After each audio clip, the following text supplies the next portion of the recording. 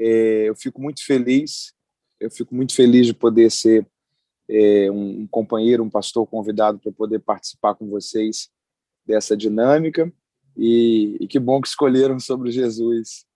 Falar sobre Jesus é sempre inspirador, desafiador, e te agradeço de coração.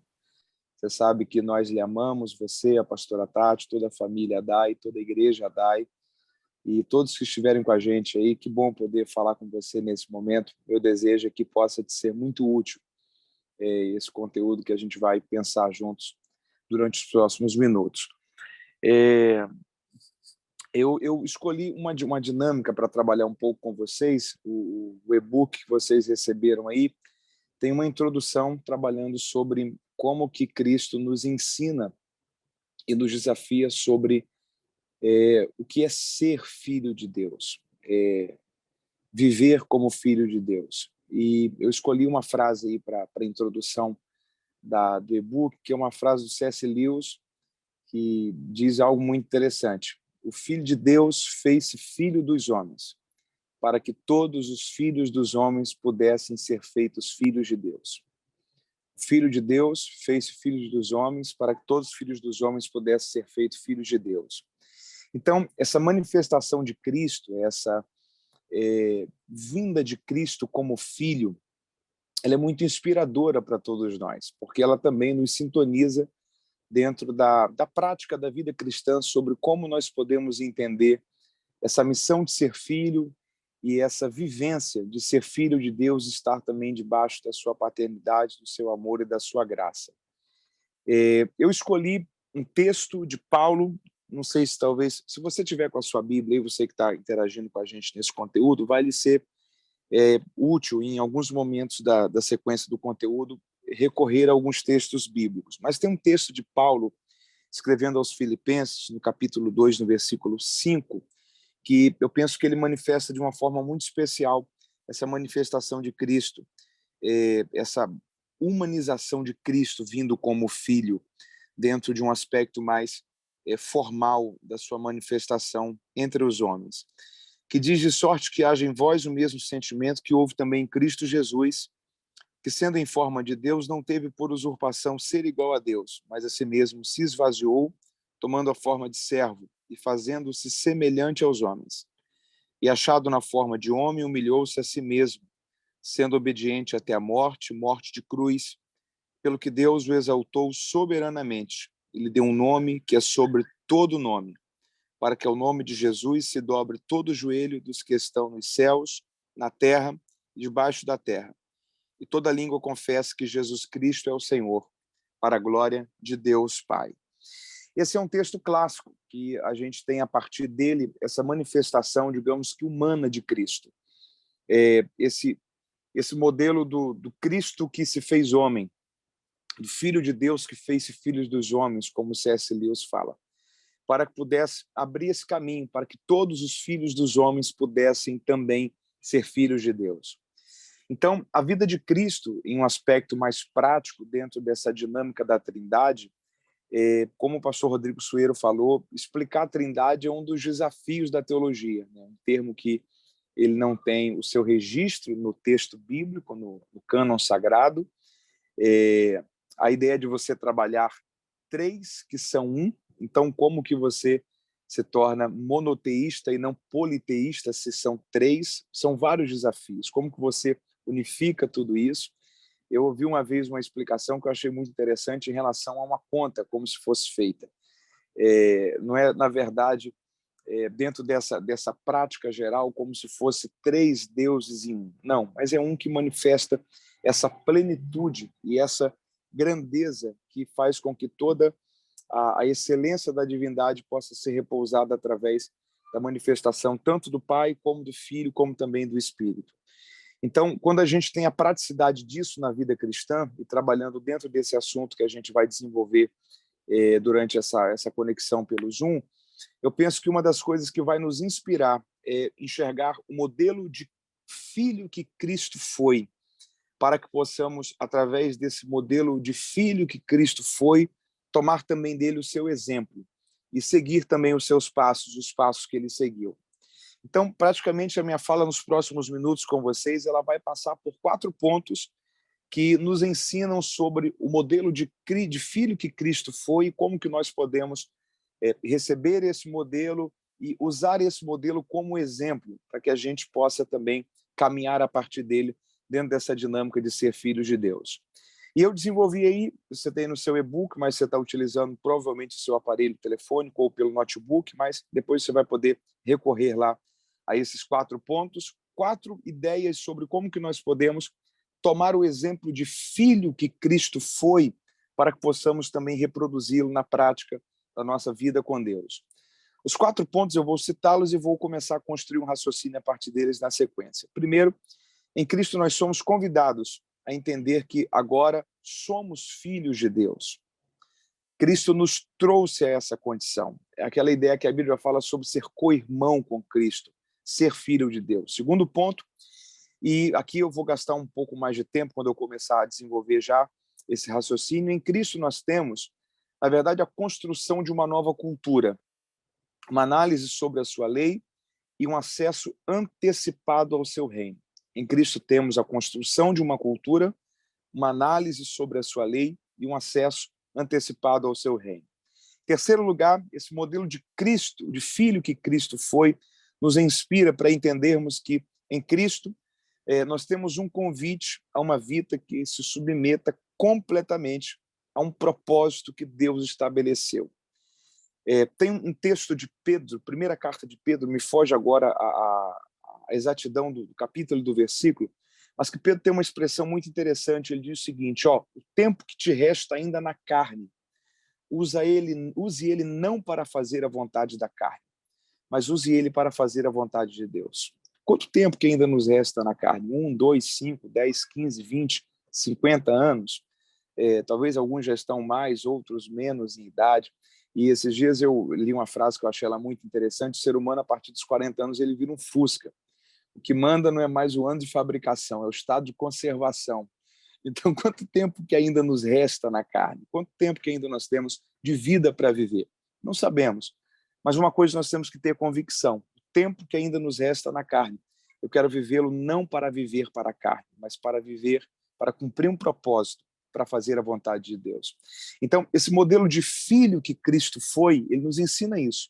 É um convite a uma vida que submeta completamente ao propósito que Deus estabeleceu. E o quarto ponto que nós vamos falar é que em Cristo nós somos inspirados pela sua divindade, mas somos desafiados pela sua humanidade. E aí eu desenvolvi essa frase aí em relação a: em Cristo somos inspirados pela sua divindade, porém não podemos esquecer que o seu maior convite não foi olharmos para a sua divindade, mas sim encararmos a sua humanidade, como essa ideia de que a sua divindade ela me inspira, mas a sua humanidade ela me confronta, para seguir esse modelo do homem, do ser humano que Cristo foi. Então, nós vamos caminhar dentro desses 4 pontos. Deixa eu falar um pouco com vocês sobre esse primeiro ponto. Em Cristo nós somos convidados a entender que agora nós somos filhos de Deus. Eu usei a expressão para a gente: fomos feitos filhos de Deus, tomando por base, na verdade, aquela ideia de João, né? Que ele veio para os seus, mas os seus não receberam, mas a todos quanto recebeu foram feitos filhos de Deus. A ideia de que nós fomos feitos filhos de Deus. E aí há várias argumentações teológicas: o zambujeiro que foi enxertado, filhos por adoção, enfim, há uma sequência muito, muito ampla dessa questão. Paulo, na verdade, aos Gálatas, ele tem uma expressão ali que ela é extraordinária, essa ideia de ser filho de Deus. Eu vou falar sobre ela. Só que Paulo tem uma ideia ali muito interessante, no capítulo 4, ele fala o seguinte: enquanto o herdeiro, filho, enquanto o herdeiro for menino, e aí ele trabalha esse ser menino ali, não só no aspecto cronológico de tempo de vida, mas principalmente na maturidade. Então, enquanto o herdeiro, enquanto o filho ainda não tiver a maturidade do que é ser filho, Paulo diz: em nada ele se difere do escravo. Olha que coisa curiosa, porque nós temos aqui uma estrutura social da família da época, ok? Para a gente só criar um pano de fundo. Lembra de Abraão? Abraão não tem um filho, então ele tem um patrimônio a passar para alguém. Na mente dele é um servo dele, o Eliezer, que é de Damasco, Damasceno Eliezer. Então, essa ideia de eu não tenho filho, então já que eu não tenho um filho, aquilo que é meu patrimônio vai passar para um servo. Por quê? Porque dentro de uma estrutura social, o servo ele é sempre abaixo do filho, né? O filho ele tem direito à herança, ele tem direito à intimidade do seu pai, ao coração do seu pai. O servo vive para cumprir regras, obedecer preceitos. Então, há uma diferença dentro do que é servo e dentro do que é ser filho. E aqui é algo tão fantástico, porque olha que coisa maravilhosa. Cristo nos resgatou, ok? A redenção nos comprou para si. Então, ele nos tirou da condição de escravos do pecado para servos de Deus. Então, você tem uma dinâmica de escravo e de servo. Só que ele chega para os discípulos e fala o seguinte: eu não vejo vocês mais apenas como meus servos, eu vejo vocês como meus amigos. Então, ele já estava propondo um entendimento ali. O entendimento ali é o seguinte: eu chamei vocês para a comunhão, para o relacionamento. E dentro dessa dinâmica aqui, vivíamos como escravo do pecado, fomos feitos servos de Deus, só que ele não nos limitou apenas no âmbito de servo. Ele nos deu acesso de filho, nos deu comunhão de amigo. Então, olha que riqueza que é esse favor imerecido que Deus nos proporcionou, chamado graça. Olha como que isso construiu em nós uma série de benefícios, privilégios, favores de Deus que, em circunstância alguma, nós poderíamos, pelos nossos méritos, alcançar isso. Mas isso é favor. E ele nos traz para essa dimensão. Então, fomos feitos filhos de Deus. Aí Paulo está dizendo o seguinte, enquanto o herdeiro, que é filho, ele não tem a maturidade do que é ser filho, em nada ele se difere do escravo, ainda que ele seja herdeiro de tudo. Então, o que Paulo está dizendo é o seguinte: filhos que não se comportam como filhos, filhos que não se enxergam como filhos, não há diferença deles para aqueles que apenas ainda estão como servos. Dentro da construção que Jesus faz nos seus ensinos, há um aspecto muito interessante que ele desenvolve sobre isso na parábola do filho pródigo, porque ali é a história de dois filhos, você sabe muito bem, só que a gente consegue ler a mente dos dois filhos pela declaração de ambos. O filho mais moço, que nós chamamos de pródigo, a primeira fala dele para o pai é: pai, dá-me a parte dos bens que me pertence. O filho mais velho, a única vez que ele fala com o pai é: pai, sirvo-te há tanto tempo e o senhor nunca me deu nem um cabrito sequer para eu me alegrar com os meus amigos. Olha que coisa curiosa. Aquele filho ali, ele está reclamando que ele não tem um cabrito, ok? Ele não tem um cabrito. Eu estou construindo essa identidade do entendimento que nós precisamos ter sobre o que é ser filho de Deus e sobre o que é manifestar essa vivência do que é ser filho de Deus. Então, você tem essa dinâmica de um filho, o mais velho da parábola do filho pródigo, que ele está chegando para o pai e fala assim: pai, sirvo-te há tanto tempo, o senhor nunca me deu nenhum cabrito. Mas quando chega nesse ponto da história, a Bíblia diz que o pai já havia repartido os bens entre os dois. Nós estamos trabalhando aqui cultura judaica. Então, você tem dois filhos, você tem um que é primogênito. Então, o pai não pega 50% e dá ao pródigo para ele sair e deixa 50% para o mais velho. Não. Ele divide em 2/3, na verdade. 2/3 fica, ele divide em 3 partes. O primogênito ele tem direito a uma porção dupla da herança. Então, na verdade, 1/3 sai com o pródigo, ok? Com o mais moço. 2/3 ficam, porque é a herança do mais velho. O pai reparte os bens entre os dois. Então, esse filho mais velho, ele tem 2/3 de tudo aquilo que é do pai. E ele está reclamando que o pai nunca deu nenhum cabrito para ele. Como que a gente entende o perigo de viver uma vida que não se percebe que é filho, mas vive limitado em relação a esse aspecto do que é ser filho? O pai olha para ele e fala assim: peraí, você está reclamando que eu nunca te dei nenhum cabrito? Todas as minhas coisas são tuas. E na verdade era, porque a parte que era do irmão mais novo já havia saído. Os 2/3 que haviam ficado era do irmão mais velho. Todas as minhas coisas são tuas. A chave para a gente entender esse empobrecimento de intelecto daquele filho mais velho acerca da condição que ele ocupa de ser filho é quando ele faz a declaração: sirvo-te. Peraí, ele é filho. O relacionamento entre pai e filho não cabe essa formalidade do sirvo-te, do patrão e empregado, do senhor e do servo. Filho é filho. Filho não trabalha com formalidade. Filho tem comunhão, filho tem acesso. O filho tem acesso ao coração, à intimidade, ao segredo, ao colo, ao sorriso, às lágrimas. O filho vivencia por dentro quem é o pai. O filho tem acesso àquilo que um servo nunca vai ter. Mas o grande problema, a grande crise daquele moço é que ele consegue se enxergar só como servo, mas não como filho. E como a linguagem dele é servut, ele está revelando como ele se enxerga, servo. E como que ele enxerga o pai, senhor, mas não pai. Então, porque ele está dentro da visão do servo, mas não na visão do filho, ele está reclamando que ele não tem nenhum cabrito, sendo que, na verdade, tudo que o pai tem já é dele. Então, o que Jesus está construindo ali para a gente é o seguinte: enquanto você se enxergar apenas como servo, você nunca vai conseguir desfrutar daquilo que é acesso e direito apenas de filho. Então, esse entendimento, essa maturidade que nós precisamos ter, o que é ser filho de Deus? A partir do momento que eu entendo que eu sou filho de Deus, que eu me comporto como filho de Deus.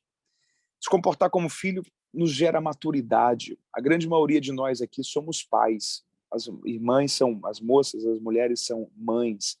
Imagina você que é pai, com certeza você ama muito seu filho. Eu tenho certeza disso.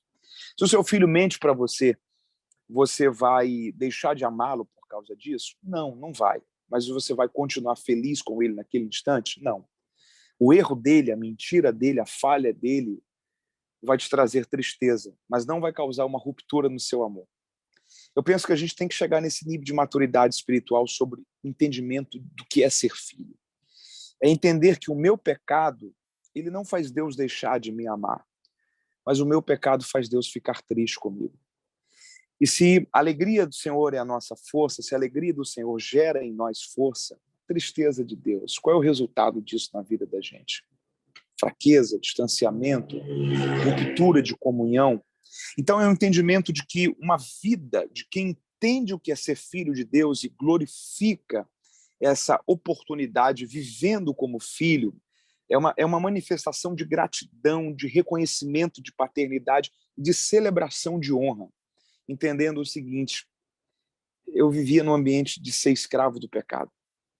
Ele me comprou, me fez seu servo, só que não me deixou num ambiente apenas de servir. Ele me trouxe para a condição de amigo e me fez filho.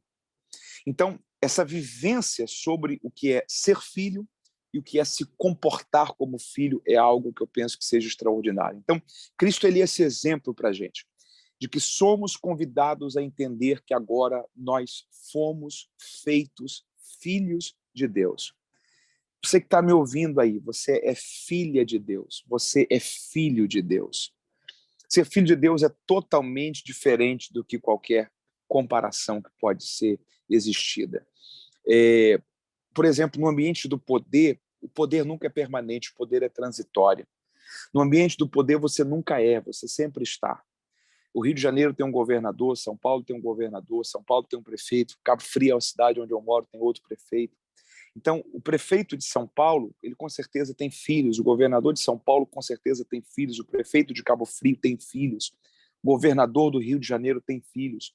Daqui 4 ou 8 anos, aquele filho vai continuar sendo filho do indivíduo, mas não vai ser mais filho do prefeito, não vai ser mais filho do governador, não vai ser mais filho da função que ele representa. Porque no ambiente do poder você nunca é, você sempre está. Deus não. Daqui 5 anos, filho de Deus. Daqui 10 anos, filho de Deus. Daqui 15 anos, filho de Deus. Daqui 20, 50, enquanto viver, filho de Deus. Nós fomos feitos filhos de Deus. Não é algo passageiro, não é algo transitório. Nós fomos gerados nele. Então, entender a riqueza disso é algo muito extraordinário. É algo muito extraordinário. E é entender uma coisa: Deus ele não é para mim ter medo. Deus ele é para mim buscar ter comunhão. Você lembra quando Adão ele peca contra Deus, que Deus entra no Éden? Lembra? Quando a Bíblia fala sobre aquilo ali? Adão havia pecado. E a Bíblia diz que Deus passeava. Olha que coisa.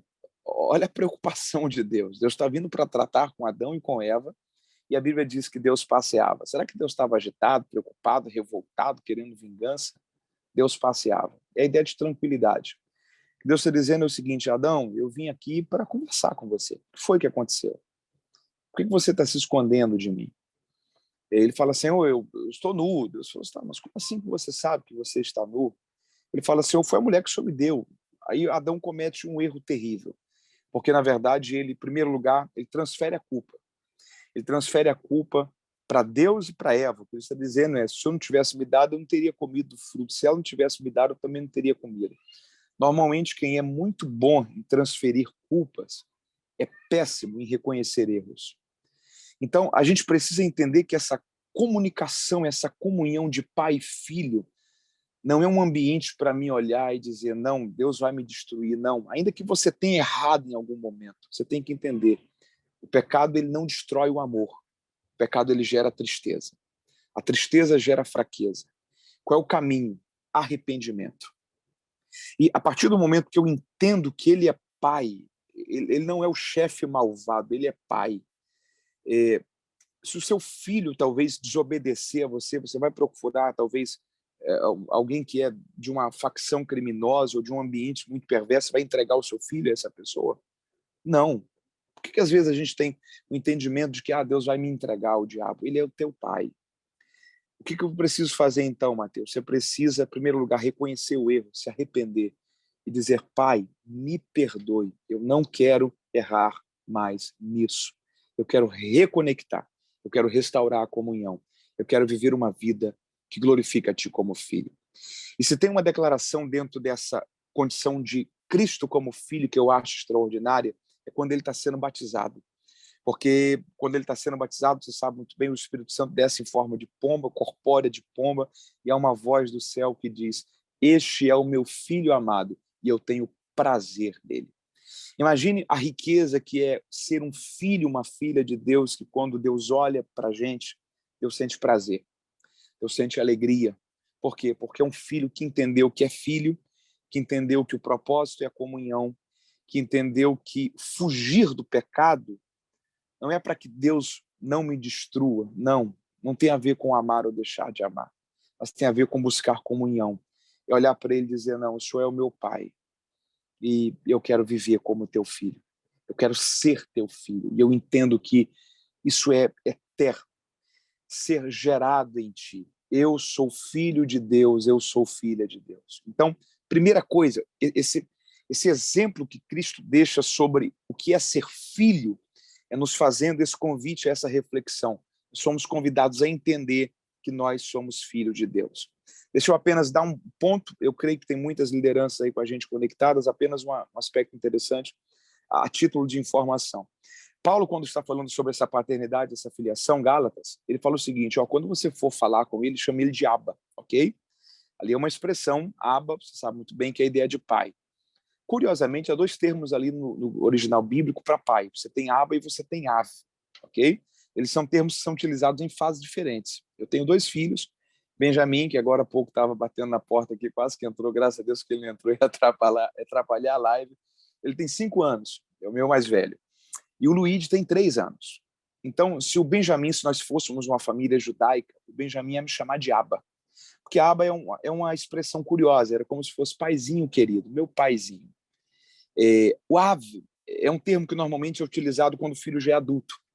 Então é um termo que, na verdade, não sugere a ideia de paizinho na ideia de dependo, mas é a ideia de é o meu pai e para sempre serei grato. Então, Abba, na verdade, é a ideia de meu paizinho querido, totalmente dependência. Ave é a ideia normalmente de o meu pai por quem eu tenho consideração, mas normalmente é a ideia do filho já adulto, ok? Quando o filho já é independente, já segue a sua vida, mas manifesta a consideração, é o meu pai. Não o Abba, mas é o Ave. Não o pai que eu dependia exclusivamente, mas é o pai que eu já cresci, hoje tem a minha vida, mas continuo tendo o meu sentimento de gratidão e consideração.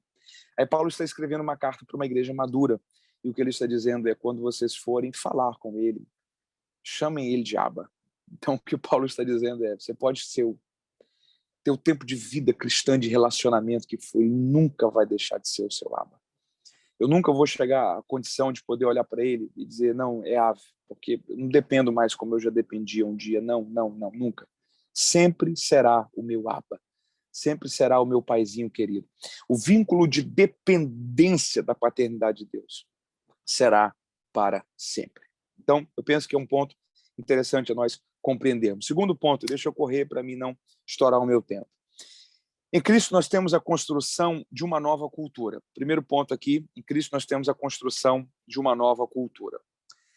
Anote aí, você que está anotando, algumas chaves, e vale muito mais um lápis fraco do que, às vezes, uma caneta forte. Então, anote isso aí. O grande propósito da lei é uma cultura. Deixa eu abrir aqui um leque aqui dentro de Antigo e Novo Testamento. Deixa eu ver como que eu posso montar essa ideia aqui de uma forma que seja rápido o entendimento dela. Deixa eu lhe dar um exemplo. Vamos trabalhar Brasil, ok? Brasil, se alguém assassina uma outra pessoa, imagine que alguém tirou a vida de outra pessoa, cometeu um homicídio. Se ela nunca foi presa, ela tem uma probabilidade muito grande de ter alguns benefícios porque ela nunca foi presa. Então, ela é réu primária ou réu primário. Se ela não foi pega em flagrante, ficou até muito mais fácil para ela. Então, a construção que se tem na cultura pelo nosso legislativo, pela nossa casa de leis, seja estadual, municipal ou federal, é que o crime compensa. Ok? Para você ter a noção de como que é terrível, como que é frágil a nossa legislação. Imagina que você cria um animal proibido em casa. O fiscal do IBAMA vai lá. Você vai ser preso em flagrante. Se a pessoa tira a vida do fiscal do IBAMA para não ser presa em flagrante, ela responde em liberdade porque ela não foi presa em flagrante. Então, ela seria presa em flagrante pelo animal, mas ela não é presa em flagrante por um ser humano. Então, olha que fragilidade que nós temos no nosso legislativo. Uma pessoa, por exemplo, nos Estados Unidos, dependendo do estado que ela reside, se ela tira a vida de outra pessoa, de duas uma, prisão perpétua ou pena de morte. Então, olha que abismo entre a nossa lei, por exemplo, e a lei americana, ok? Aqui você tem uma facilidade para a pessoa que comete um homicídio. E olha como que há uma moralidade, uma lei sendo construída para dizer o seguinte: ó, você é livre para você fazer o que você quiser, mas se você tirou a vida de alguém, você tem que pagar pela sua. Então, o que nós temos aqui na lei americana? Nós temos uma lei forte. O que nós temos aqui na lei brasileira? Nós temos uma lei fraca. Uma lei fraca vai formar uma sociedade fraca. Isso é uma regra social sobre a vida. Uma lei forte vai formar uma sociedade forte. E aqui eu apresento a vocês um ponto que eu gostaria que você anotasse isso. O propósito da lei é formar uma cultura. O propósito da lei é formar uma cultura. Em Cristo nós temos a construção de uma nova cultura. Esse modelo de filho projeta sobre nós uma nova cultura. Deixa eu construir rapidamente aqui esse raciocínio. A lei, ela serve para gerar uma cultura. Quando Deus dá a lei para o povo de Israel, a lei de Moisés, e eu creio que a grande maioria de vocês sabe, a lei não eram só os 10 mandamentos, a lei eram os 10 mandamentos mais as 603 cláusulas do livro de Levíticos, ok? Então são 613 pontos que o judeu tinha que conhecer, guardar, respeitar, para tudo. Para compra, para venda, para casamento, para plantio, por exemplo, para colheita. Se você era dono de uma fazenda, por exemplo, você plantava milho, você não podia colher tudo. Cada fileira você colhia só uma vez. Se caísse no chão, não poderia colocar no cesto. O canto de uma plantação não poderia ser colhido para que aquilo ali fosse intacto, para que órfãos, viúvas, pessoas que estavam em aperto financeiro pudessem ter ali pelo menos o básico para a sua subsistência. Poderia ser colhido, como eu disse, só uma vez. Então, colhi uma vez, ficou algumas espigas, não é mais sua.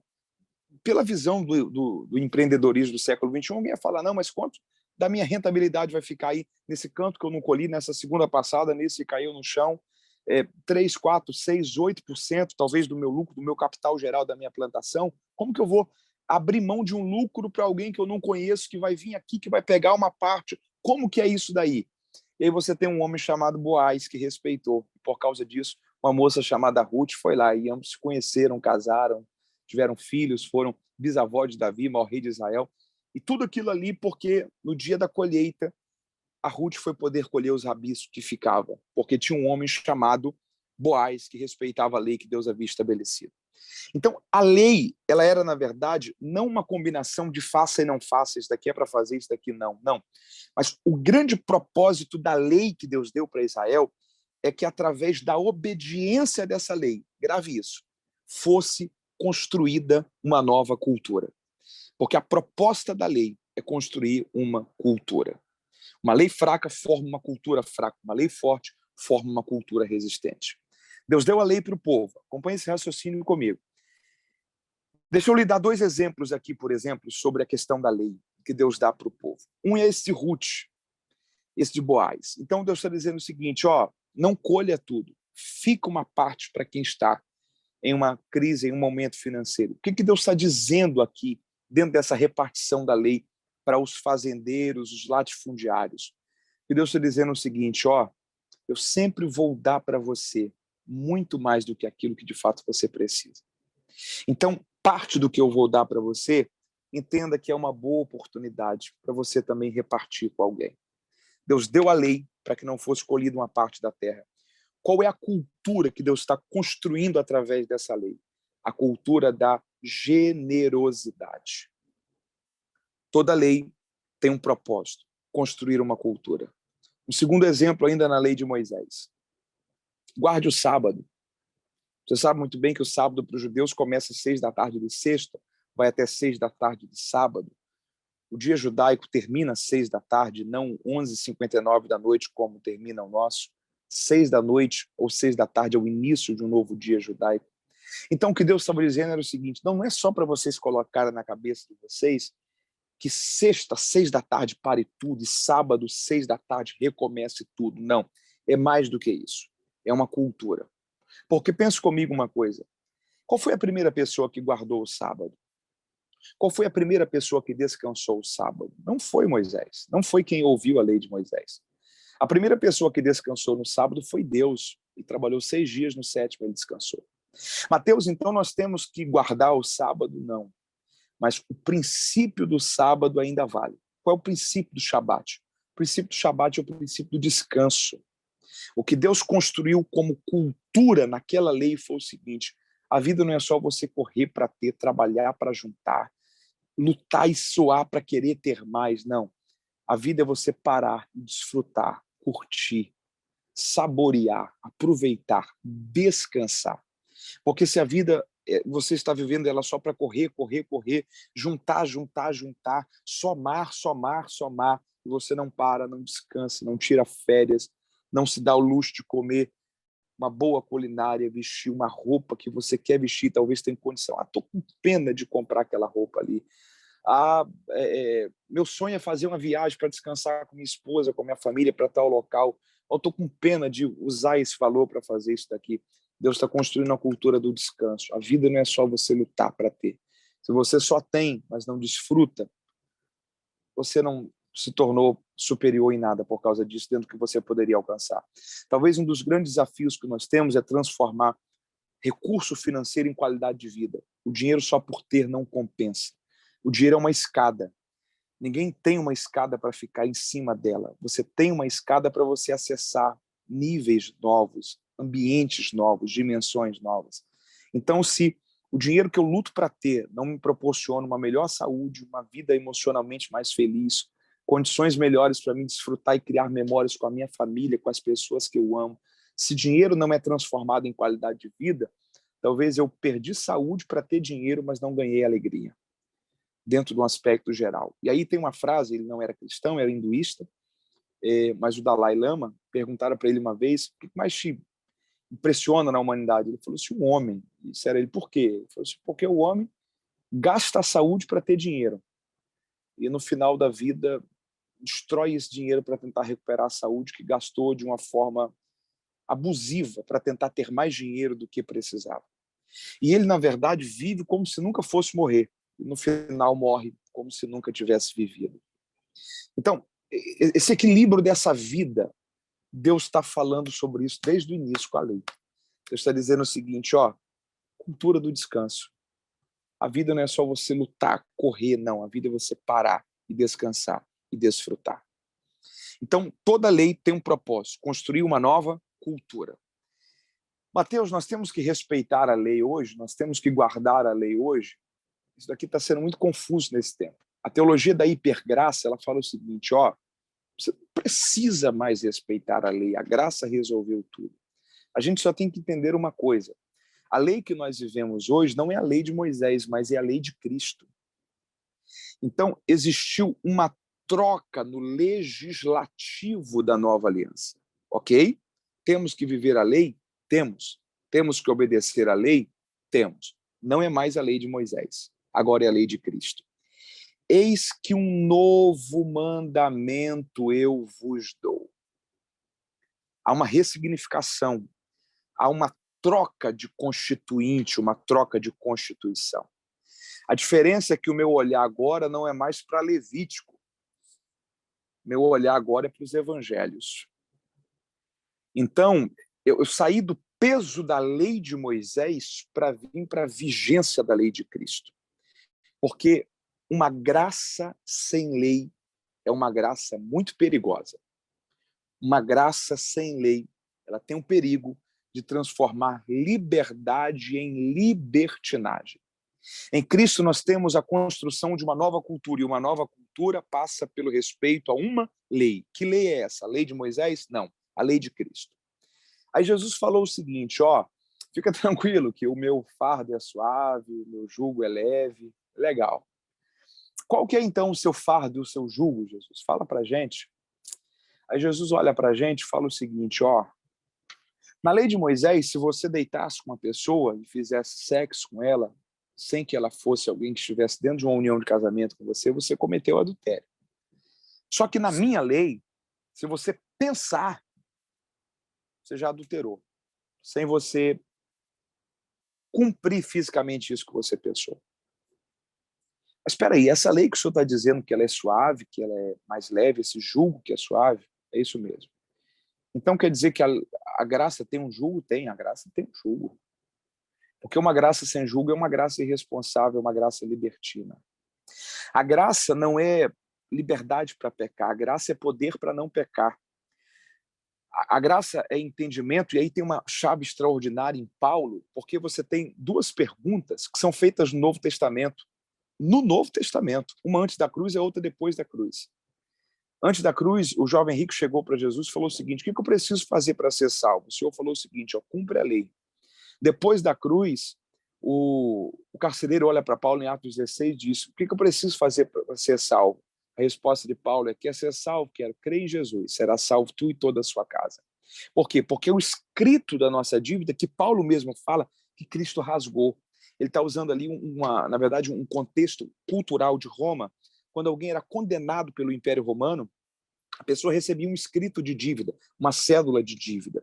Então, na verdade, todos os dias que a pessoa estava presa, ela olhava para aquele escrito, aquela cédula de dívida e sabia, estou preso por causa disso aqui. Por causa disso que eu estou preso. Aí Paulo está dizendo o seguinte, ele foi à cruz. Ele pegou o meu escrito de dívida, o seu escrito de dívida, a nossa cédula de dívida, e ele rasgou essa cédula de dívida na cruz. Então, Paulo está dizendo o seguinte, ele entrou dentro da minha e da sua cela e disse, a partir de hoje, essa dívida não é mais sua. Aí Paulo diz que ele não nos imputou. Imputar é cobrar. Então, ele olhou para mim e disse o seguinte, foi você que errou, mas quem paga o preço sou eu. Aonde? Na cruz.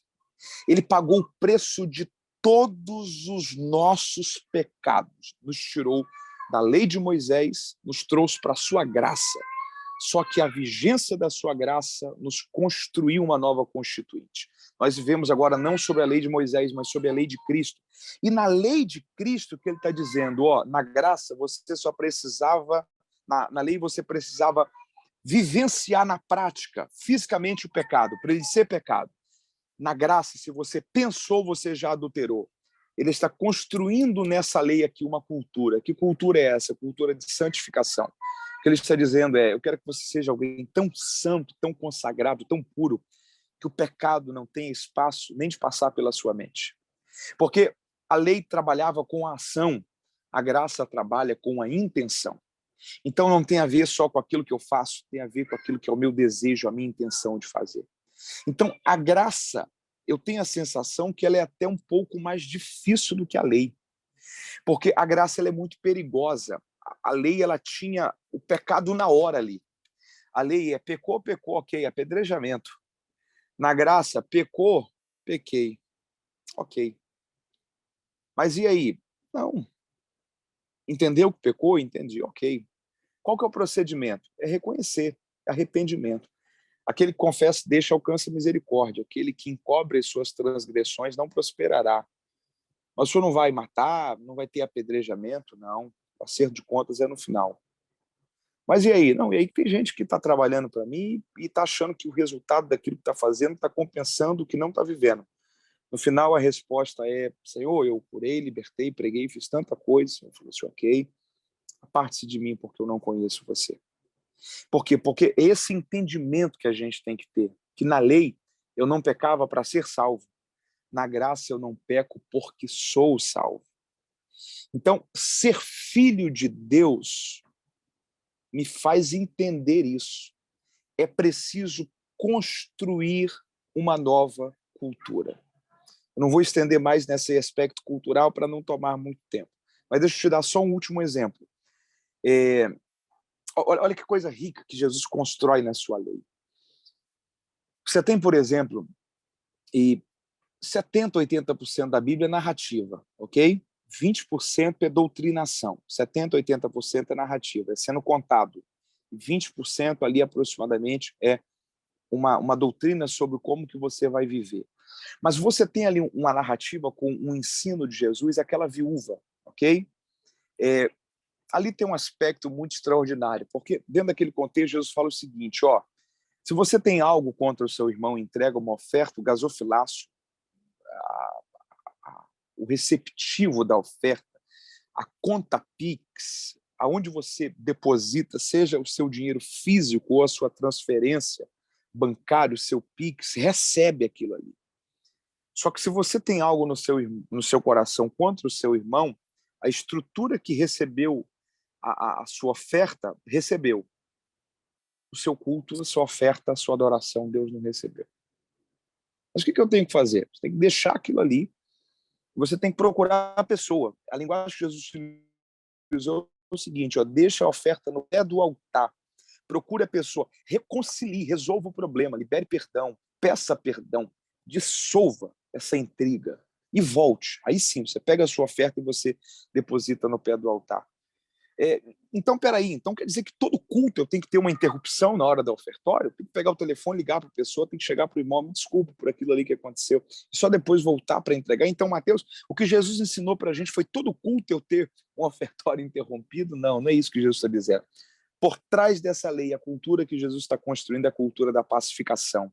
Então, o que Jesus está dizendo é o seguinte, viva uma vida em paz, para que quando você for entregar a sua oferta, você não precise procurar ninguém para você resolver um problema, porque a sua vida foi pacífica.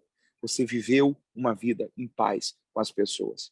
Então, quando você for ler a Bíblia, principalmente o Antigo Testamento e o Novo Testamento, na parte do legislativo, tanto a lei de Moisés como a lei de Cristo, entenda isso. A lei tem um propósito, criar uma cultura.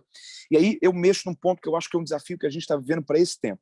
O desafio de nós criarmos uma cultura cristã. Talvez uma das grandes crises, e eu glorifico a Deus que o Soeiro é um pastor que ele transpira o coração de Jesus pelo seu ministério, pelo seu ensino, mas os púlpitos brasileiros eles estão vivendo uma crise muito grande. A gente está falando muito pouco do que Jesus falou muito, e a gente não está falando nada do que Jesus muito falou.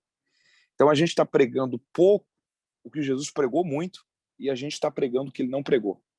Então a gente precisa voltar de novo o centro para Jesus. A gente precisa trazer de novo aquilo que Cristo estabeleceu como princípio para a prática diária da vida cristã. Porque quando a gente entender isso, tudo vai ser diferente na nossa vida cristã. Obedecer à lei de Cristo nos faz construir uma cultura cristã. O propósito da lei é construir uma cultura. A análise dessa lei e a antecipação do seu reino. E vocês me ajudem aí. Eu tenho quantos minutos ainda aí? Alguém digita aí, por favor, nos comentários. Quando você coloca um comentário, eu consigo ler aí que horas são agora. Você tem 4.000 horas para terminar esse estudo. Não faz isso não. Que com certeza, 9 e pouco, o pessoal tem compromisso. Eu vou caminhar aqui para em 10 minutinhos fechar a ideia. Essa ideia sobre a antecipação do reino. E aí a gente mexe num problema teológico que é o dispensacionalismo. Eu não vou dividir ele, não, para trabalhar a ideia só da última dispensação, como a dispensação milenar, não vou mexer nele, não. Mas haverá o reino de Cristo, ok? O reino milenar. Dentro do campo da teologia, há aquela discussão de milenista, pós-milenista, amilenista, milênio literal, não é literal, já está acontecendo, como que a gente funciona isso? Eu não vou trabalhar esse aspecto. Mas eu vou trabalhar de que o reino de Deus é algo futuro, ok? O reino de Deus é algo futuro. É como se eu tivesse uma caixa com 5 litros do melhor sorvete que existe. E eu chegasse para você e dissesse o seguinte, isso daqui não é para agora. Mas eu pegasse uma colher desse sorvete e dissesse o seguinte, prove essa colher aqui. E você provasse e dissesse, nossa, que sorvete bom. Eu falasse, eu estou te dando só uma amostra. O pote mesmo é todo seu, mas não é hoje que você recebe. Mas eu te dei uma colher para você experimentar um pouco do que está guardado para você lá na frente. O reino de Deus que nós temos acesso hoje é só a colher do pote. O pote é futuro, o pote é eternidade, o pote é para sempre com ele. Então, o máximo que a gente conseguir experimentar hoje, você pegou, foi uma colherzinha daquela de prova na sorveteria para você ver se o sorvete é bom. O pote mesmo é na eternidade. E aí tem algo aqui fascinante sobre esse reino, porque há uma condicional que Jesus construiu para nós começarmos a viver esse reino hoje, ok? O reino de Cristo é algo futuro, mas é uma condicional para a gente começar a viver essa colherzinha hoje. E a condicional é arrependei-vos, porque é chegado o reino dos céus. Então, peraí, então o reino é esse pote, que tem uma colher, que é a prova, que para mim, viver essa prova, eu tenho uma condicional, arrependei-vos. Tem alguns aspectos sobre arrependimento na Bíblia fantástico. Apocalipse, por exemplo, capítulo 2, você tem a primeira carta das 7 cartas, a carta à igreja em Éfeso, que o Senhor fala o seguinte, arrepende-te. Vocês deixaram o primeiro amor. E ali não é perder, é deixar. Perder é acidental, deixar é intencional. Ali é uma negligência voluntária. Ali é algo que eu percebi que estava esfriando e eu fui deixando. Eu não reagi, eu não lutei, eu não quis voltar a esse primeiro amor. Deixar, não é perder, é deixar. É algo consentido, é algo que você não lutou contra. Você deixou o primeiro amor. Se você quiser recuperá-lo, você tem 3 condicionais. Arrepende-te, lembra-te de onde caíste, não é lembra-te onde. Se fosse lembrar onde, é olhar para trás. Lembrar de onde caíste, o cair é de cima para baixo. Lembrar onde caiu é como se eu estivesse correndo e eu caía 100 metros atrás. Lembra onde você caiu, você tropeçou lá. Mas lembra-te de onde caíste, não é olhar para trás, é olhar para cima, está falando sobre uma dimensão. Então o que Jesus está dizendo é o seguinte, lembra da dimensão que vocês já transitaram nela, da comunhão, da pureza, da busca, do amor, da oração, da entrega. Lembra-te de onde caíste, não é olhar para trás, é olhar para cima. E volte à prática das primeiras obras. Olha que coisa curiosa. Porque eles haviam deixado o primeiro amor, e quando eles deixam o primeiro amor, eles não conseguem mais praticar as primeiras obras. Então, há uma conexão da ideia de primeiro amor. A qualidade do primeiro amor proporcionava a qualidade das primeiras obras. Quando eu abandono o primeiro amor, eu não consigo mais produzir as primeiras obras. Há algo que Jesus está ensinando para a gente ali. Quer ver alguém que ama Jesus? Analise as obras dele. Quer ver alguém que não ama Jesus? Analise as obras dele. Porque o termômetro do amor por Cristo é aquilo que nós fazemos. O termômetro do amor são as obras. Só que a primeira condicional ali é arrepende-te. Você sabe muito bem que o termo no grego é metanoia. Só que a condicional ali do arrepende-te é o seguinte, volte à prática das primeiras obras, lembra-te de onde caíste. Então, a ideia de arrependimento ali é a ideia de ruptura com um comportamento. Então, é a ideia de se arrependa disso, pare de fazer. Então, a construção do arrependimento ali é essa condicional. A ideia de arrependimento na primeira carta à igreja de Éfeso é Pare de fazer isso. Lembre quem você foi e quem você é hoje. E volte a fazer o que você fazia antes. É a construção. Só que não é a ideia de arrependimento quando Jesus fala sobre o reino. Olha que riqueza. Porque quando Jesus fala sobre o reino, o que ele está dizendo é o seguinte, ó, arrepende-te, arrependei-vos, porque é chegado o reino dos céus. Aí tem uma ideia do Philip Keller, não é o Timothy Keller, é o Philip Keller, que ele constrói algo muito precioso. Ele fala o seguinte, ó, se você fala por ele, e ele é americano, então ele está falando dentro de uma cultura americana que parece com a nossa dentro do governo. Ele está dizendo o seguinte, quando você fala para um americano reino, ele vai falar assim, legal, o que é reino? A gente tem aqui monarquia, a gente tem aqui democracia. Se você falar para um brasileiro reino, ele vai falar assim, ok, reino, nós temos aqui uma república, isso daqui é democracia. Se você falar para um britânico reino, ele vai falar assim, ok, eu sei o que é. Porque lá eles têm um rei, ou uma rainha, a rainha que é a atual rainha. Ok, então o que muda isso daí, Mateus, dentro dessa ideia de reino e de presidente, de reino, Rainha Elizabeth, como que a gente trabalha isso daí? E aí o Philip Keller, ele tem uma ideia fantástica, ele diz o seguinte, a ideia de arrependimento ali, de fato, é mudança de mente. Eu estou falando sobre nova cultura para ter um acesso antecipado ao seu reino.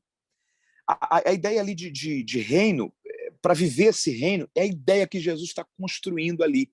Porque o que ele está dizendo é o seguinte, ó, você não vai conseguir viver o reino de Deus se você continuar pensando da forma como você pensou até aqui. Então você precisa mudar a sua forma de pensar, metanoia, para você viver o reino e entender o reino. Um dos aspectos disso é o governo de Deus. Porque, por exemplo, numa república, você gostou, você elege. Você não gostou, você impeachment. Você gostou, você mantém esse governo. Você não gostou, você causa uma ruptura. E eu tenho a sensação que daqui para frente, todo presidente que entrar, a gente vai ter essa ideia de pedido de impeachment. Parece que o impeachment da Dilma trouxe essa ideia para a gente. Então, esse ano, quem ganhar ou quem perder, e talvez vai todo mundo ganhar, ninguém vai ganhar, vai todo mundo perder, Deus tenha misericórdia do Brasil, o cenário que a gente tem não traz muita esperança e hipótese alguma, a gente luta para que Deus dê sabedoria a gente, para que a gente tenha sabedoria para o presidente ser mantido ou ser trocado, cada um tem uma opinião, não vou entrar nesse debate, não era nem para entrar a divisão de opinião, cada um tem a sua, isso é democracia, mas o que a gente tem que entender é o seguinte, isso daqui vale para a esfera pública, isso aqui vale para a esfera partidária. Isso daqui vale para a esfera secular da política. Por quê? Porque na esfera secular da política que a gente vive, quem escolhe é você, é o seu voto. Porque é a vontade do homem que constrói, que estabelece. O nome disso é república. O reino de Deus não é república. O reino de Deus é monarquia. O reino de Deus não é a minha vontade, o reino de Deus é a vontade dele. O reino de Deus não é o que eu penso, o reino de Deus é o que ele estabeleceu. O reino de Deus não é, Senhor, gostei disso, Senhor, não gostei disso. Senhor, altera isso. Senhor, tem que ser da minha forma. Não. O reino de Deus não é uma república, o reino de Deus é uma monarquia. Há uma lei que Deus estabeleceu. Então eu tenho que olhar para essa lei e o meu sentimento não é, poxa, talvez isso daí está precisando ser atualizado. Não. Poxa, tem versículos da Bíblia que eles não estão corretos, não. Porque se eu olho para a Bíblia e eu digo o seguinte, esse versículo aqui está errado, se eu tenho autonomia para olhar para ele e dizer, não, ele está errado, espera aí. Então quer dizer que eu, que sou a autoridade que vai definir que ele está certo, que ele está errado, então se eu sou a autoridade que estabeleço, significa que a minha autoridade de pensamento e de definição se tornou maior do que a autoridade que a Bíblia carrega. Então sou eu que defino onde a Bíblia errou e onde que a Bíblia acertou, onde que a Bíblia está correta e onde que a Bíblia está errada. Então eu me tornei uma autoridade superior às Escrituras? Não tem como. Qual que é a grande crise da nossa geração? A grande maioria das pessoas enxergaram Jesus como Salvador, mas não enxergam mais ela como Senhor. Enxergar Jesus como Salvador e olhar para a cruz e dizer muito obrigado, eu estava indo para o inferno, o Senhor me comprou e me fez seu filho. Mas enxergá-lo como Senhor é olhar para ele e dizer, não, não é a minha vontade, é a sua. Não é o que eu penso, não é o que eu acho coerente pelo meu padrão cultural, pela pós-modernidade, não. É o que o Senhor estabeleceu. Então, se é o que o Senhor estabeleceu, se é a sua lei, se é a sua palavra, eu tenho que me submeter a isso. Aonde a Bíblia me cala, eu me calo. Aonde a Bíblia diz que tem que ser assim, tem que ser assim. Aonde a Bíblia diz que eu tenho que renunciar à minha carne, às minhas paixões, às minhas vontades, os meus orgulhos, as minhas opiniões, eu tenho que fazer. E aí o Billy Graham tinha uma frase fantástica, ele dizia o seguinte, eu li a Bíblia e eu encontrei muitos erros, só que todos eles em mim, nenhum na Bíblia. Porque não é para eu adaptar a Bíblia a mim, mas é para eu me adaptar à Bíblia. Jesus não é só meu Salvador, Jesus é o meu Senhor. Então eu tenho que entender que não é uma república, é um reino. Não é um presidente, é um rei. Não é eu olhar para ele e dizer, Jesus, eu não queria que fosse assim. Não, é olhar para ele e dizer, é o Senhor que estabeleceu? Ok. Mas e Mateus, e se eu quiser não viver isso? Ok, eu estou fora do reino. Mas e se eu olhar e falar assim, não, mas eu penso totalmente diferente? Ok, temos mais 10 minutos, em 10 minutos eu concluo. Ok, não tem a ver com a base do reino. Por quê? Porque o reino é um convite para mim entender a cultura, para mim respeitar a lei desse reino e para mim, então, viver esse reino. Primeiro ponto, em Cristo somos convidados a entender que agora somos feitos filhos de Deus. Em segundo lugar, a construção de uma nova cultura, uma análise sobre a sua lei e acesso antecipado ao seu reino. Terceiro ponto, e o terceiro e o quarto eu vou concluí-lo junto dentro desse último ponto. Abra sua Bíblia comigo aí, abra sua Bíblia aí comigo. João capítulo 12. O terceiro ponto, e eu vou uni-lo ao quarto, é em Cristo nós temos um convite. E esse convite é se submeter completamente ao propósito. É entender qual é o propósito de Deus para a minha vida. Eu tenho que me submeter a isso. João capítulo 12. Vamos lá? João capítulo 12. Versículo 1. Olha o que a Bíblia diz no versículo 1. 6 dias antes da Páscoa, Jesus chegou a Betânia, onde vivia Lázaro. 6 dias antes da Páscoa. Versículo 12. No dia seguinte, ou seja, nesse dia do versículo 12, são 5 dias antes da Páscoa. No dia seguinte, a grande multidão que viera à festa ouviu que Jesus estava a caminho de Jerusalém. Então ele está indo aqui para a entrada triunfal, onde diz Hosana, Hosana, bendito é o que vem em nome do Senhor. Falta 5 dias para a Páscoa. Em 5 dias é a crucificação. Versículo 20. Dentro desse constante essa constante movimentação de gente indo para Jerusalém, falta 5 dias para a Páscoa. Jesus sabe que em 5 dias ele vai ser crucificado. A multidão que diz Hosana, Hosana, bendito é o que vem em nome do Senhor, em 5 dias vai dizer, é melhor a gente soltar Barrabás e prendam e condenem, crucifiquem a Jesus. Ele sabe de tudo isso. Aí versículo 20, ora, havia alguns gregos entre os que tinham subido para adorar no dia da festa. E eles dirigiram-se a Filipe, que era de Betsaida da Galiléia, e lhe rogaram, nós gostaríamos de ver a Jesus. Versículo 22. Filipe foi dizê-lo a André, e André a Filipe. E eles disseram a Jesus. O que eles disseram? A gente não sabe. Mas o que causou em Jesus o que eles disseram é muito sugestivo. Versículo 23. Respondeu Jesus, é chegada a hora em que o Filho do Homem será glorificado. E em verdade eu te digo que se o grão de trigo caindo na terra não morrer, ele fica só. Mas se ele morrer, ele produz muito fruto. Quem ama a sua vida, perdê-la-á. Mas quem odeia a sua vida neste mundo, e odiar aqui é a ideia de amar menos.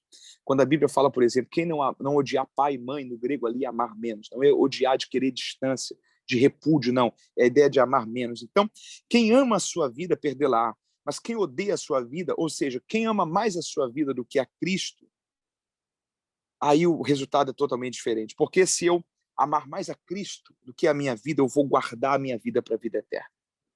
Aquele que me serve deve seguir-me, e onde eu estiver, estará ali também o meu servo. E se alguém me servir, o meu Pai o honrará. Versículo 27.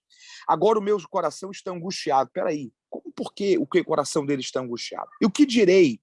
Pai, salva-me desta hora, mas foi precisamente para esta hora que eu vim. Versículo 28. Pai, glorifica o teu nome. E então veio uma voz do céu dizendo, eu já o glorifiquei, e outra vez o glorificarei.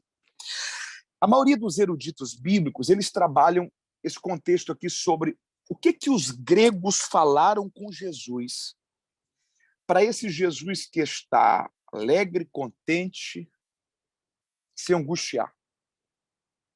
E se angustiar a tal ponto de deixar os gregos para trás e de olhar para os discípulos. E a fala dele é: eu estou angustiado, se o grão de trigo não cair na terra e não morrer, ele fica só. Se ele morrer, ele produz muito fruto. Aquele que me serve deve seguir-me. Agora o meu coração está angustiado. O que direi? Pai, salva-me desta hora? Não, não vou fazer isso. Mas eu vou dizer: Pai, glorifico o teu nome mais uma vez.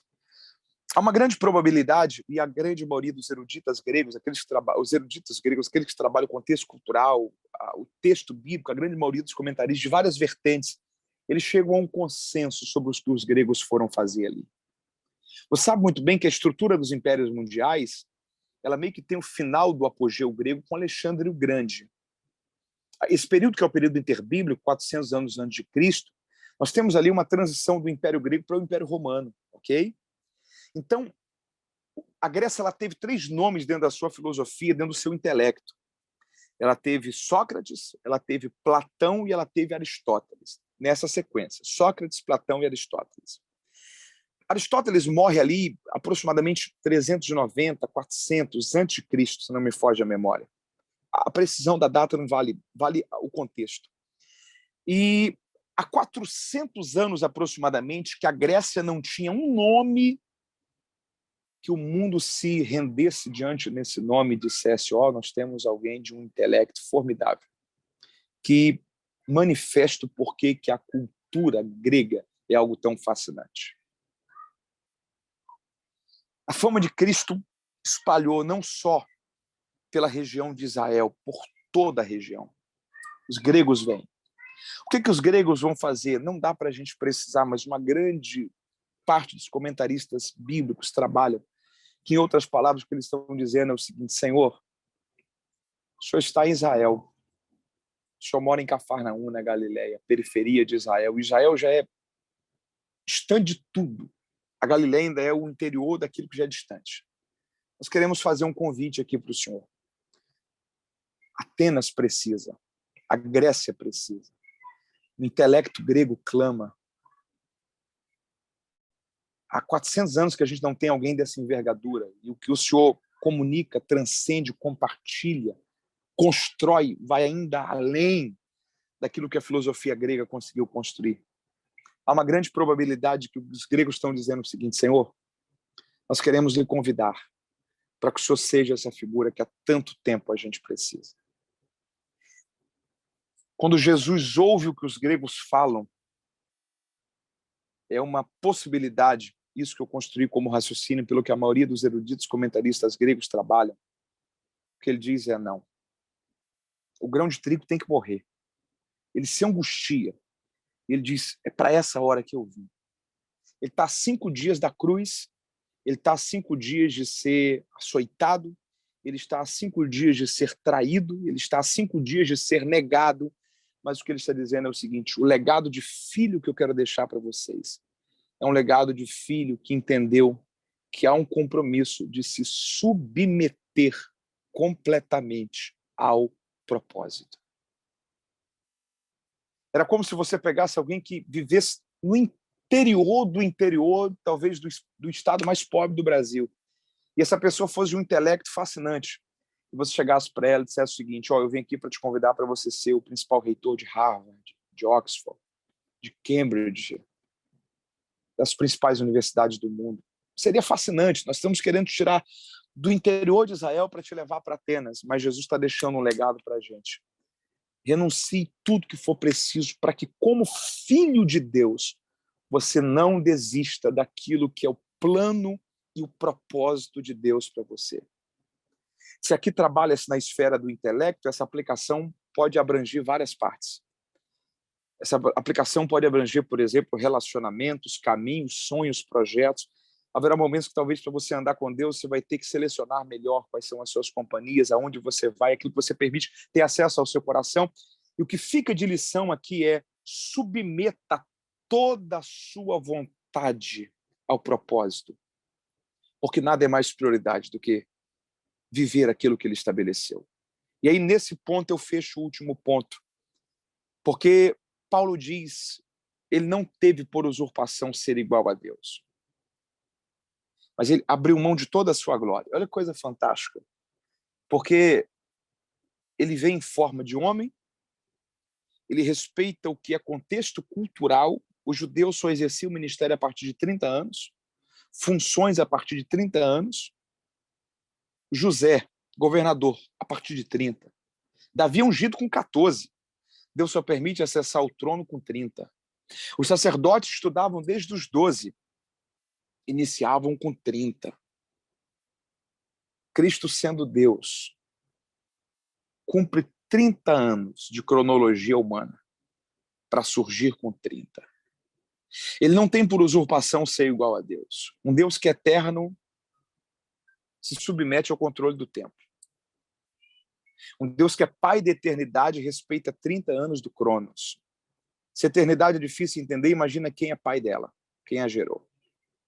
Um Deus que na Trindade forma o ser humano, entra dentro do útero de uma mulher que ele mesmo formou. Então ele, como Deus, forma Maria. Mas ele, como homem, se permite ser gerado no ventre de quem ele mesmo formou essa Maria. Ele, sendo Deus, não tem por usurpação ser igual a Deus, mas em forma de homem. Se torna semelhante aos homens, forma de servo, a pior morte, a morte de cruz. Abre mão da sua glória. O que ele está dizendo para mim e para você é o seguinte, como Deus, seria muito fácil eu vencer o pecado, eu vencer o mundo, eu vencer a carne. E a Bíblia diz que em tudo ele foi tentado. Como Deus seria muito fácil. Mas ele está olhando para a gente e está dizendo o seguinte, eu me despojei. Eu abri mão da minha glória. Eu não tive por usurpação. Eu fiz questão de não vir como Deus. Eu fiz questão de vir como homem. Para te mostrar uma coisa. Se como homem eu conseguir vencer, como homem você consegue também. Porque senão seria muito fácil para mim olhar para ele e dizer assim, Jesus, legal. Mas se eu fosse Deus, até eu conseguiria vencer. Se eu tivesse a divindade em mim, seria muito mais fácil. Seria fácil vencer como Deus os desafios como homem. Mas ele está dizendo o seguinte, eu me despojei. Não tive por usurpação, não fiz questão. Vim como homem e sofri a pior morte, a morte de cruz. A cruz hoje para a gente é romântica. A cruz era a morte mais vergonhosa. Era como se Jesus olhasse para mim e para você e dissesse o seguinte, se você não tiver coragem de morrer numa cadeira elétrica, você não pode ser meu discípulo. É praticamente o mesmo efeito de naquela época ele dizer, se você não tiver coragem de morrer numa cruz. A cruz hoje ela é romântica. A cruz na época de Jesus não era romântica, era a morte mais vergonhosa. Mas o que ele está dizendo é o seguinte, eu venci como homem para mostrar para você que como homem você também consegue vencer. Então, esse modelo de Deus como filho é o modelo do filho que diz o seguinte, eu me tornei a forma, a base inicial, o modelo central. Eu me tornei o modelo original, para que você possa reproduzir isso, ser um discípulo de Cristo, uma continuidade. E aí aqui eu fecho com uma ideia que eu creio que meus 10 minutos que ainda foi me dado já concluiu. Pensa comigo aqui uma coisa. A Bíblia diz que em Antioquia foram os discípulos pela primeira vez chamados de cristãos. Em Antioquia, Atos.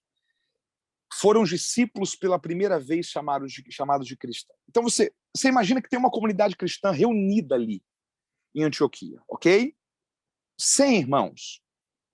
A sociedade está olhando e está percebendo que eles formam um grupo diferente de tudo aquilo que já foi visto. Talvez alguém pergunta, e aí esse povo aí, eles são judeus? Não. Então eles seguem a filosofia helênica? Não, também não. Epicureus, estoicos? Não. Eles são de uma outra sociedade, uma outra civilização? Não. Eles são tão diferentes, a cultura deles, a forma como eles vivem, o estilo de vida deles. Qual que é o ponto central que une todos eles? Alguém fala assim, não, eles são seguidores de um homem chamado Jesus, o Cristo. Então, quer dizer que esse comportamento que eles têm, a atitude que eles têm, a forma como eles se relacionam, como eles se tratam, como ele trata o pai, como ele trata a mãe, como ele trata o esposo, como ele trata a esposa, como ele trata o patrão, como ele trata o empregado, como ele trata o vizinho.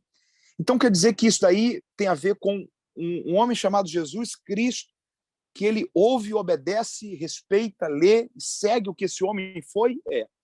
Então, nós temos que dar uma definição para esse grupo social. Temos. Então, se eles seguem Cristo, e se é esse o estilo de vida que Cristo ensinou para ser vivido, então esse povo aí é um cristão. Eles são cristãos. Então, quer dizer que esse modelo de vida que eles estão vivendo é o que Cristo ensinou, é esse modelo de vida aí. Então, ok, então nós vamos chamá-los a partir de hoje de cristãos. Foram em Antioquia os discípulos pela primeira vez chamados de cristãos. Se não tivesse o termo cristão até hoje, e a sociedade ímpia, que não conhece a Deus, que convive com a gente na escola, no trabalho, na profissão, na casa, no bairro, na padaria, no serviço, tivesse que definir a gente no nosso hábito, no nosso comportamento, no nosso testemunho, na forma como a gente vive, na forma como a gente trata, na forma como a gente se comporta, será que nós seríamos chamados de cristãos? Ou será que talvez a vida que a gente está vivendo é uma vida que se divorciou daquilo que Cristo estabeleceu como cultura, daquilo que ele manifestou como lei e daquilo que é a antecipação dessa vida, naquilo que será o seu reino? Eu gostaria de encerrar a minha fala com essa reflexão. Que a gente possa ser filhos para Deus, que se veem como filhos, que se comporta como filhos. Ainda voltando ao filho pródigo, o irmão mais velho disse, esse teu filho gastou o dinheiro dele com prostitutas. O pai falou assim, não, mas ele voltou, se arrependeu, estava morto e reviveu. Não é para você chamar ele de esse teu filho, porque é esse teu irmão. Então chame ele de irmão, não esse teu filho. Jesus está ensinando uma coisa para a gente ali, eu preciso aprender a chamar de irmão tudo aquilo que ele chama de filho. Porque enxergá-lo como pai é te enxergar como meu irmão, é saber que você pode ter até falhas, mas é meu irmão. E aqui está a ênfase do que Paulo fala quando ele fala assim, suportai-vos uns aos outros. No grego ali, anexonomai. É suportar não de aturar, mas é suportar de dar suporte, de apoiar, de dizer, não, você não está sozinho, não, eu vou te dar apoio, você vai conseguir, você vai vencer.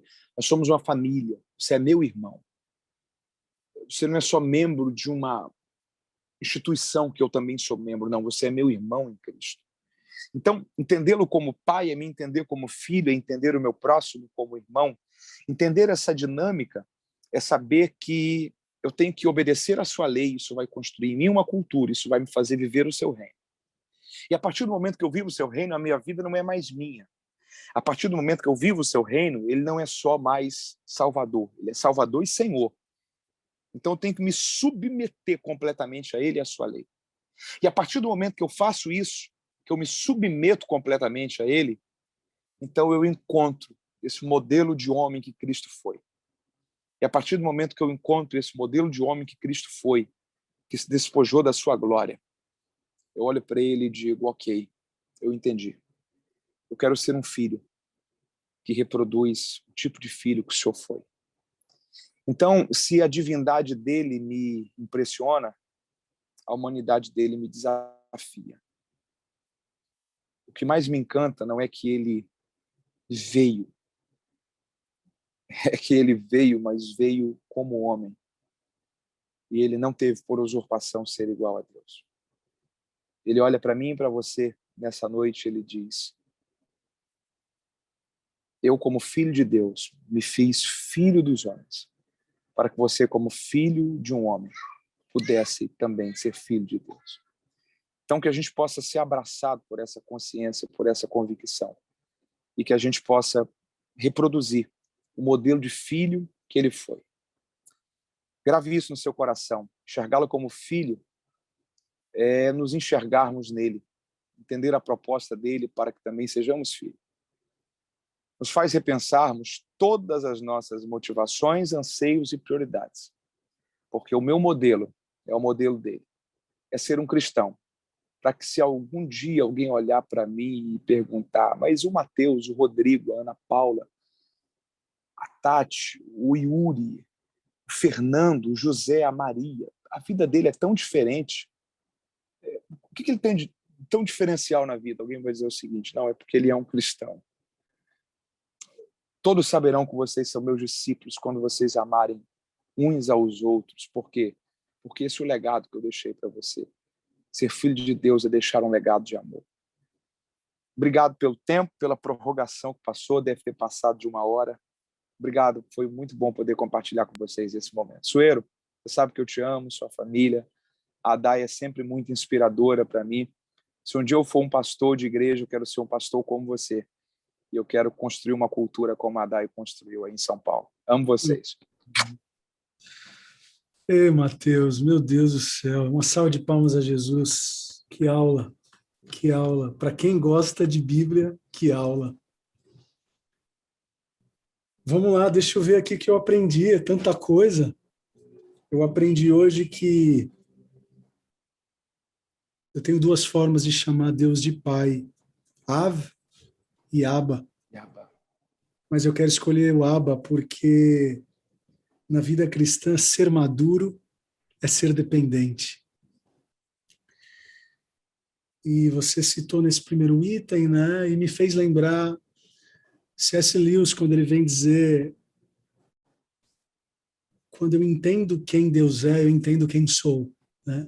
Se eu vejo ele como patrão, eu me vejo como funcionário, mas se eu vejo ele como pai, eu me vejo como filho. Essa foi uma lição do ponto 1. Do ponto 2, meu Deus, eu anotei tanta coisa, mas vamos lá, eu acho que você falou uma coisa, Mateus, que meu pai falava muito, que a graça, o momento da graça, a dispensação da graça, ela é mais delicada que a lei. Porque se na lei... A graça é mais melindrosa, a graça é mais perigosa. Se na lei o problema estava na ação, a graça é na intenção. Posso usar uma ideia? Vai lá. Quando a minha disciplina pessoal falhar, uma outra disciplina terá que ser exercida sobre mim. Então, se eu falho na disciplina, por exemplo, de alguma coisa na minha vida, é por causa disso que a disciplina da igreja precisa exercer. Disciplina sobre mim, porque eu falhei na minha pessoal. Então, a graça ele é esse ponto para eu não falhar na minha disciplina. Toda vez que eu quebro o ponto da minha disciplina pessoal, eu estou dizendo o seguinte: eu quero retornar sobre mim o poder da lei. Uau, uau. E você falou muito sobre essa questão da lei de Cristo, que é uma coisa que tem se perdido, né, com a questão da hipergraça mesmo. E eu quero sugerir aqui a leitura do livro Graça Transformadora, esse livro que até coloquei nas minhas redes sociais hoje, o livro do Luciano Subirá, que na verdade, Mateus, é um tratado, sabe? Que livro bem feito pelo Subirá, que trabalha muito essa questão de que existe lei, sim. A lei de Cristo, ela existe sim, ordenanças, existe os seus desejos como Deus sobre nós, e a gente precisa cumprir, enfim. O seu padrão, né? É o padrão, é o padrão. É uma graça responsável. Exatamente. Ponto 3, acho que de tudo que você falou, eu gravei que, de fato, o melhor lugar do mundo é na vontade de Deus, é seu propósito, é viver o propósito de Deus, né? Ainda que os gregos nos convidem para ir a Atenas, a gente quer escolher ir para a Judéia para que a gente cumpra, de fato, aquilo que ele tem para nós. E o 4, que você disse muito bem, é ligado, é a submissão. Eu acho que a grande lição que a segunda pessoa da Trindade, Jesus Cristo, nos deixa ele veio fazer função de filho. Eu me lembro daquela passagem quando chegam para Jesus e falam: e aí, quando vai acontecer o fim dos tempos, né? Aí Jesus fala assim: eu não sei não, só o Pai sabe. Aí você fala: caramba, mas ele não é um com o Pai? Teoricamente ele tem que saber, né? Na verdade, a resposta de Jesus é a seguinte: desculpa, aqui na Terra, a minha função é de filho. Eu não entro nesse departamento. Então é muito bonito, né? O que me encanta na Trindade é esse time que respeita, né? E quando nós montamos a Igreja de Santos, nós, no caso eu, né? Eu apostei numa fórmula, né? Que eu nunca tinha visto, que é uma fórmula de três casais de pastores, que teoricamente têm os mesmos três poderes, né?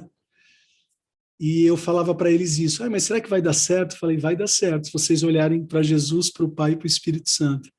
Que se a Trindade deu certo, vocês podem dar certo, assim como qualquer igreja, qualquer movimento cristão pode dar certo. Enfim, gente, que aula, que aula. Vai deixar saudades esse tema. Por acaso, se alguém tem alguma pergunta, vamos lá, pode colocar no chat, para a gente ser bem rapidinho aqui, para não cansá-los nesse momento. Mas já quero, se tiver alguma pergunta, pode colocar no chat, mas já quero desde já agradecer. Mateus, muito obrigado. Que Deus continue te abençoando.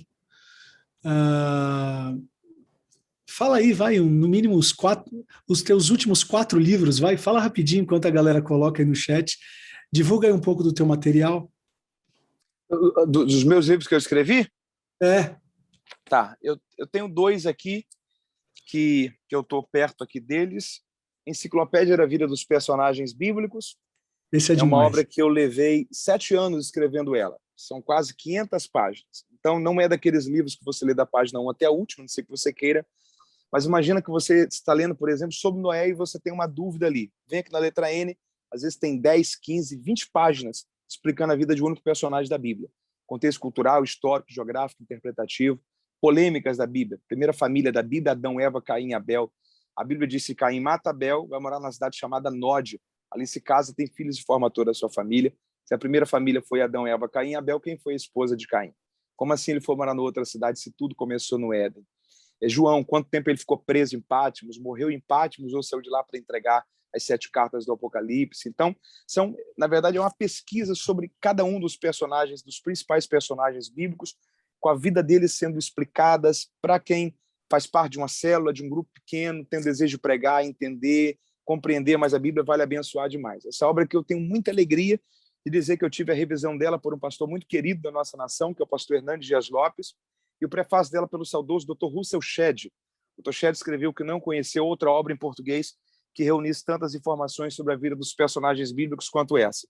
E um segundo livro que eu publiquei agora depois dele é o Manual Bíblico Expositivo sobre as Parábolas de Jesus. Esse daqui eu levei agora quase 4 anos escrevendo ele. 1/3 dos ensinos de Jesus estão em parábolas. Foram 42 parábolas ao todo.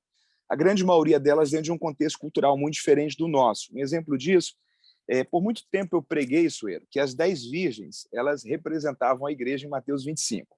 Eu repensei muito isso quando eu estudei para escrever sobre a parábola das 10 virgens. Por uma questão, o contexto cultural da época, no contexto cultural, as 10 virgens eram acompanhantes da noiva, que tinham a missão de cuidarem da noiva, prepararem ela para o casamento e iluminarem o cortejo nupcial, que era da casa da noiva até a casa do noivo, que era onde o casamento judaico acontecia. Se as 10 virgens não eram a noiva, a analogia entre Cristo e a igreja, elas não representam ali a igreja. A pergunta é, quem então elas representam? Às vezes questões como, por exemplo, qual a diferença do joio para o trigo? Vamos lá. Mateus, ainda bem, né? Você está falando isso, porque senão tem gente que está querendo casar com 10 mulheres ao mesmo tempo, né? Já pensou? Já pensou? Eu ia contar a história aqui, mas não vou contar, não. Deixa quieto. O pessoal perguntou qual o canal. Eu já vou disponibilizar um número de WhatsApp para você adquirir agora eles. E eu vou dar o frete gratuito para quem estiver na live aí com a gente. Então, por exemplo, qual é a diferença do joio para o trigo? O rico e o Lázaro, era uma parábola ou uma história real? Jesus nunca deu nome aos personagens das suas parábolas ali, ele dá. Qual é a diferença, por exemplo, em questões... quer ver um aspecto interessante? O que é a blasfêmia contra o Espírito Santo? Jesus falou sobre a blasfêmia contra o Espírito Santo numa parábola, a história do mais valente. Às vezes, questões da exegese do grego bíblico ali. Deixa eu dar um último exemplo para concluir esse anúncio aqui. Rico e insensato. Jesus contou uma parábola de um homem que é rico, ele tem um celeiro, está vindo uma colheita muito maior, ele tem que construir um celeiro maior ainda. Então, esse homem é um homem organizado, é um homem que tem previsibilidade acerca dos seus projetos, e é um homem que ele fala o seguinte, olha a fala desse homem, olha que coisa interessante, olha a fala desse homem. Ele fala o seguinte, direi o seguinte, eu tenho os meus celeiros, os meus bens, os meus frutos, e direi à minha alma, regala-te, alegra-te, porque você tem bens para muito tempo. Ele usa pronomes pessoais para 5 coisas. Meus bens, meus celeiros, meus frutos, meus produtos e, por último, minha alma. Direi à minha alma, seu futuro está garantido, você tem comida e recursos, dinheiro para muito tempo. Então, ele estabelece uma série de prioridades que vêm coisas, produtos, colheitas, patrimônios, por último, a alma. Aí, quando o Senhor fala para ele, o Senhor fala o seguinte, louco, essa noite pedirão a sua alma. O que você preparou para quem vai ficar? Então, uma das razões da loucura desse homem, ele distribuiu mal a prioridade da vida. Ele colocou coisas no local do que de fato é prioridade, que é a sua eternidade. Esse homem é louco por causa disso. Só que tem uma chave grega ali naquele texto, porque o termo é essa noite te pedirão. O termo pedirão no grego ali é apaitousin, que é a ideia de requerer. E requerer ali, no primeiro século da era cristã, era uma expressão que era utilizada na Grécia para devolução de empréstimo. Então imagina, por exemplo, que eu tivesse emprestado um livro para alguém. Se eu quisesse requerer esse livro, pedir esse livro de volta, o termo era apaitousin. É o termo que Jesus utiliza ele para a ideia de louco, essa noite pedirão a sua alma. Então, uma das loucuras desse homem é que ele caiu na besteira de pensar que a vida pertencia a ele, que ele tinha controle sobre a vida. Ele não havia entendido que a vida é só um empréstimo, que a qualquer momento o dono dela toma de volta. Então, você tem aqui tanto contexto cultural como também chaves exegéticas de coisas que às vezes nós lemos no português e a gente pensa, não é isso daqui, mas o contexto, o texto por trás do texto, a ideia inserida naquele texto que foi utilizado no grego bíblico daquela parábola, abre para a gente um leque extraordinário do que Jesus de fato estava construindo no seu ensino.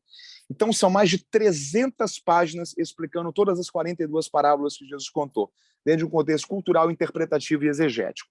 Nos dois, vocês têm aqui 11 anos de escrita, pesquisa e produção literária. Nos dois, 11 anos de produção e pesquisa.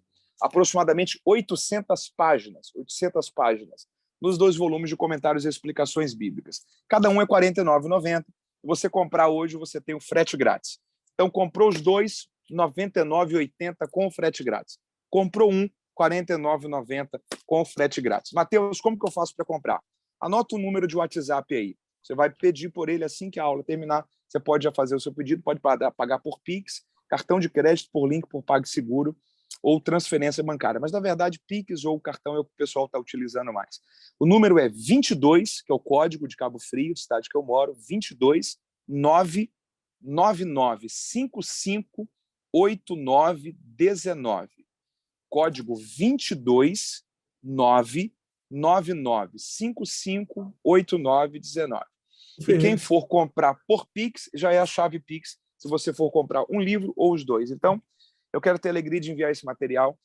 E eu quero, um dia desse, voltar aí para ouvir o Soeiro na ADAI. De vez em quando, eu vou te falar uma coisa. Eu falei, hoje tem um amigo, o Edson Júnior, ele está em Brighton, no sul da Inglaterra.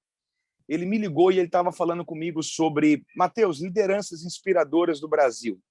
Uma das pessoas que eu falei foi, o Soeiro. Ai, eu falei da... Estou falando sério, estou falando isso muito sério mesmo. Eu falei da riqueza que foi...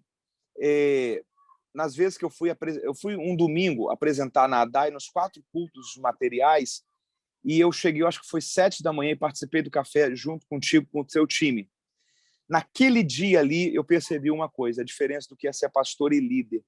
Pastor é para o povo, líder é para o time.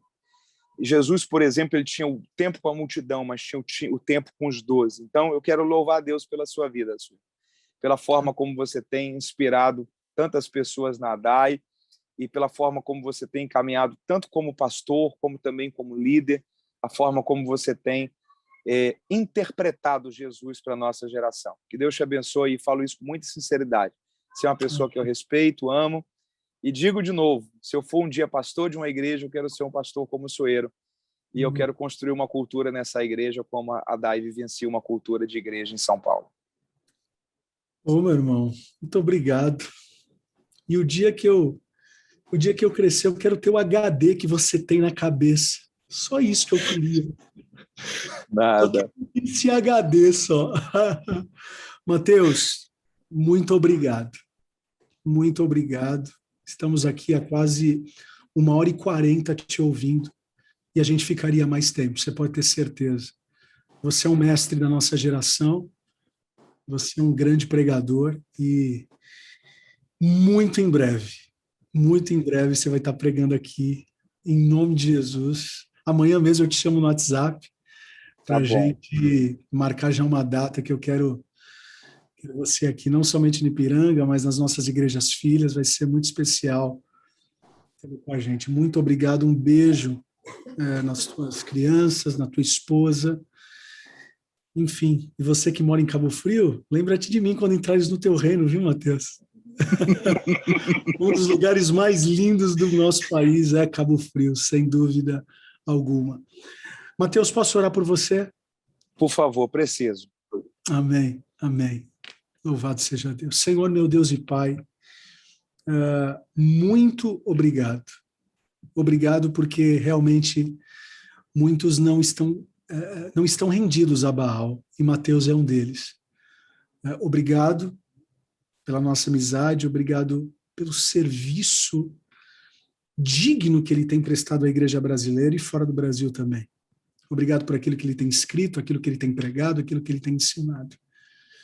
Obrigado, de verdade, Senhor. Obrigado por esse povo, né, que esteve aqui com a gente aprendendo da Tua palavra. Como nós podemos aprender com a segunda pessoa da Trindade, que é Jesus Cristo, na sua submissão, na sua humanidade. Obrigado mesmo. Que cada vez possamos nos parecer com Jesus. Obrigado, Senhor. Oramos e te agradecemos. Amém e amém.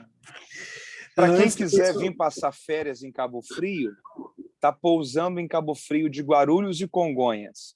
Eita glória! Pousando no nosso aeroporto aqui, tanto pela Azul como pela Passa Medo.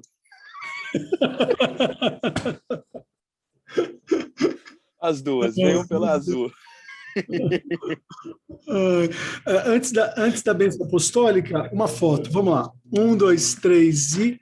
peraí, a Janice está perguntando... Espera só um minuto. O preço. Qual é o preço? Por favor, Mateus, fala de novo. Um R$ 49,90, os dois R$ 99,80. Todos com frete grátis. Se comprar um, se comprar dois. Tá bom, fechou. Bom. Vamos lá, vamos tirar uma foto. 1, 2, 3 e... Amém. Eu tô com 1000 folhas aqui, mas eu vou tirar só quem estava na primeira folha. Vamos ver quem são os salvos que foram fotografados.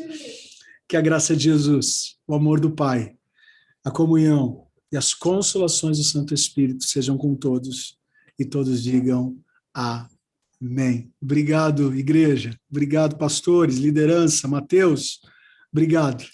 Eu que agradeço. Amém. Um abração. Tchau.